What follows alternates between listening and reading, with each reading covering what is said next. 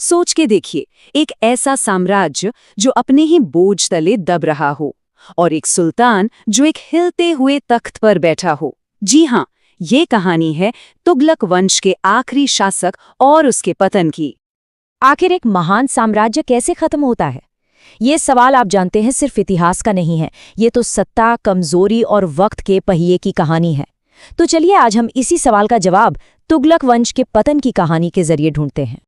तुगलक वंश के इस अंत को समझने के लिए हम इस पूरी कहानी को 5 हिस्सों में देखेंगे। पहले ढलता हुआ राजवंश, फिर कांटों का ताज, उसके बाद सिकुड़ता साम्राज्य, फिर आएगा तैमूर का तूफान और आखिर में वंश का अंतिम सूर्यास्त। तो चलिए शुरू करते हैं। देखिए, किसी भी कहानी को समझने के लिए उसकी शुरुआत को जानना बहुत जरूरी होता है ना? महमूद तुगलक जब तख्त पर बैठा, उससे बहुत पहले ही दिल्ली सल्तनत की नींव आप कह सकते हैं कमजोर होने लगी थी। अगर हम इस टाइमलाइन पर एक नजर डालें तो गयासुद्दीन से लेकर फिरोज शाह तक तुगलक वंश की पूरे भारत पर एक मजबूत पकड़ थी, एकदम सॉलिड।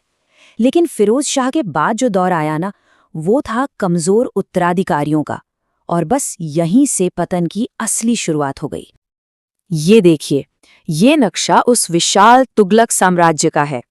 एक वक्त था जब ये भारत के इतने बड़े हिस्से पर फैला हुआ था। सोच सकते हैं, यही थी वो विरासत जो महमूद तुगलक को मिली। एक ऐसा साम्राज्य जो बाहर से तो मजबूत दिखता था, लेकिन अंदर से बिल्कुल खोखला हो चुका था। तो सबसे जरूरी बात यहाँ पर यह है कि महमूद तुगलक को एक ऐसा घर मिला जो पहले से ही आप समझ लीजिए गिरने की कगार पर था। सल्तनत के अंदर ही विद्रोह हो रहे थे, दरारें पड़ चुकी थीं। चलिए अब देखते हैं उस सियासी उथल-पुथल को जिसके बीच महमूद तुगलक सुल्तान बना। और सच बताऊं, ये कोई फूलों की सेज नहीं थी, ये तो कांटों से भरा एक ताज था। जरा इस घटनाक्रम को देखिए। साल था 1394। पहले सुल्तान मोहम्मद शाह तृतीय की मौत हुई, फिर उनका बेटा अलाउद्दीन सिकंदर शाह तख्त पर बैठा, और कुछ ही हफ्तों में बीमारी से उसकी भी मौत हो गई, और तब जाकर उसका छोटा भाई महमूद सुल्तान बना। मतलब कुछ ही हफ्तों के अंदर तख्त एक हाथ से दूसरे हाथ में जा रहा था। इससे आप अंदाजा लगा सकते हैं कि सल्तनत की हालत कितनी नाजुक थी। महमूद को सत्ता विरासत में नहीं, एक संकट में मिली थी। लेकिन इंतजार कीजिए, हालात इससे भी ज्यादा बिगड़ने वाले थे। जल्द ही सल्तनत में एक गृह युद्ध छिड़ गया। एक ही वक्त में दो सुल्तान सत्ता का दावा कर रहे थे। एक तरफ दिल्ली से नासिरुद्दीन महमूद शाह, और दूसरी तरफ पास के फिरोजाबाद से उसका रिश्तेदार नुसरत शाह। बिल्कुल वैसी ही बात थी जैसे एक डूबते हुए जहाज को 2 कप्तान चलाने की कोशिश कर रहे हों। तो चलिए अब अगले हिस्से पर चलते हैं और देखते हैं कि इस अंदरूनी कमजोरी का सीधा नतीजा क्या हुआ। एक सिंपल सी बात है, जब घर में ही लड़ाई हो तो बाहर वाले तो फायदा उठाएंगे ही ना। ये लिस्ट देखिए जरा। गुजरात, बंगाल, जौनपुर, यहाँ तक कि पंजाब और मेवात भी, एक एक करके ये सारे मजबूत प्रांत दिल्ली सल्तनत से अलग हो गए। जैसे ही उन्हें लगा कि सुल्तान की पकड़ कमजोर पड़ रही है, बस सबने अपनी अपनी आज़ादी का ऐलान कर दिया। उस वक्त एक कहावत मशहूर हो गई थी जो सब कुछ बता देती है। कहा जाता था, शहनशाह आलम की हुकूमत दिल्ली से पालम तक। सोचिए, दुनिया के मालिक का शासन दिल्ली से बस पालम तक सिमटकर रह गया था, जो आज दिल्ली का एक छोटा सा इलाका है। इससे बेहतर क्या मिसाल हो सकती है कि सुल्तान की ताकत कितनी ज्यादा घट चुकी थी। तो जब सल्तनत अंदर से इतनी ज्यादा कमजोर हो चुकी थी, तब बाहर से एक ऐसा तूफान आया जिसने इसे हमेशा के लिए तबाह कर दिया। और उस तूफान का नाम था तैमूर। और ये तैमूर कोई आम हमलावर नहीं था। वो मध्य एशिया का एक बेहद क्रूर और बड़ा ही महत्वाकांक्षी विजेता था। उसने भारत की बेहिसाब दौलत और दिल्ली सल्तनत की इस आपसी लड़ाई के किस्से सुने, और बस उसने इसको एक सुनहरा मौका समझ लिया। तैमूर अपने साथ कितनी फौज लाया? 90,000 से भी ज्यादा सैनिकों की एक विशाल फौज।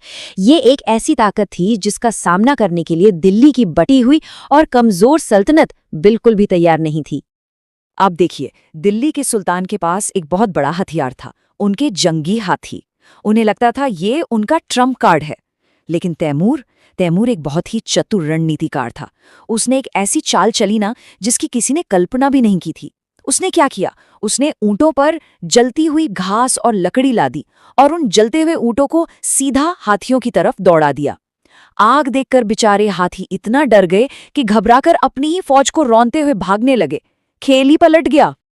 इस विनाशकारी रणनीति के सामने दिल्ली की सेना टिक ही नहीं सकी और नेतृत्व का आलम तो ये था कि दोनों सुल्तान महमूद शाह और नुसरत शाह अपनी राजधानी और अपनी प्रजा को लाचार छोड़कर मैदान से ही भाग गए।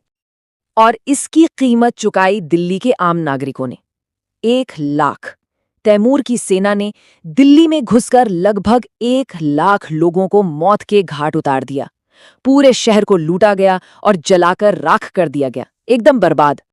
इस भयानक हमले के बाद जो कुछ भी बचा वो बस तुगलक वंश की कहानी का आखिरी पन्ना था। तो महमूद तुगलक के इस दुर्भाग्यपूर्ण शासन का सार क्या है? देखिए, 1394 में वो एक ऐसे तख्त पर बैठा जो पहले से ही गृह युद्ध में उलझा था। 1398 में तैमूर के हमले ने सल्तनत को चकनाचूर कर दिया। उसके बाद वो लौटा जरूर, लेकिन सिर्फ एक शक्तिहीन टूटे हुए राज्य पर नाम मात्र का शासन करने के लिए। और फिर 1413 में उसकी मौत हो गई और उसके साथ ही तुगलक वंश का सूरज हमेशा के लिए डूब गया। अब महमूद की मौत के बाद दिल्ली का तख्त खाली तो नहीं रह सकता था। तैमूर ने जाने से पहले यहाँ अपना एक गवर्नर छोड़ दिया था जिसका नाम था खिज्र खान। बस उसने मौके का फायदा उठाया, तख्त पर कब्जा किया और एक नए वंश सैयद वंश की शुरुआत कर दी।